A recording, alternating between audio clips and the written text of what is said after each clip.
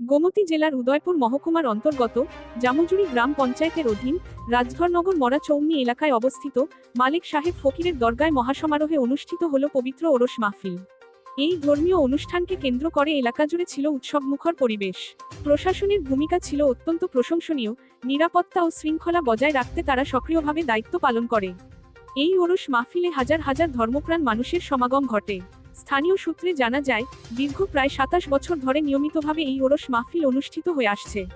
ওরস কমিটির সেক্রেটারি আব্দুল আলী জানান, প্রতি বছর মাঘ মাসের ৯ তারিখে এই অনুষ্ঠান আয়োজিত হলেও চলতি বছরে কিছু অনিবার্য কারণবশত তারিখে সামান্য পরিবর্তন ঘটে। তবুও ভক্তদের আগ্রহে কোনো ভাটা পড়েনি। রাজ্যের বিভিন্ন প্রান্ত থেকে ভক্তরা ঢোল, বাদ্যযন্ত্র ও ধর্মীয় গান নিয়ে এই মাহফিলে যোগ দেন।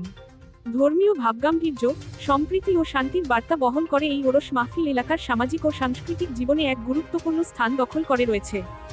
মালিক সাহেবের বাৎসরিক উৎসব, এটা হলো ২৭তম।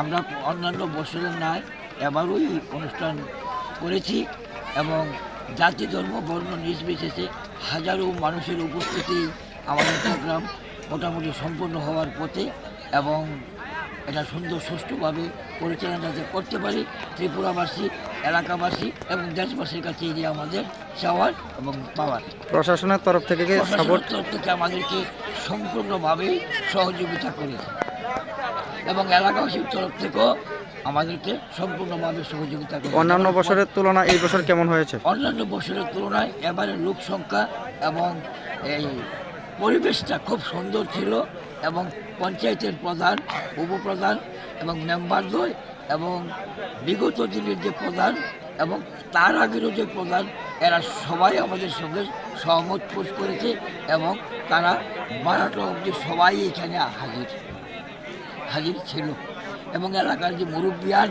তারাও আমাদের। আপনার নাম কি? আমার নাম আব্দুল আলী।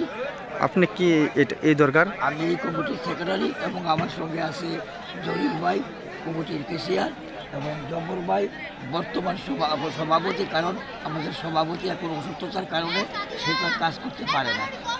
এসেছে আমাদের যে পুরানো কমিটির কেশিয়ার এবং সভাপতি, এরাও এসে আমাদেরকে সঙ্গ দিয়ে গেছে। ব্যুরো রিপোর্ট, জনতার বার্তা।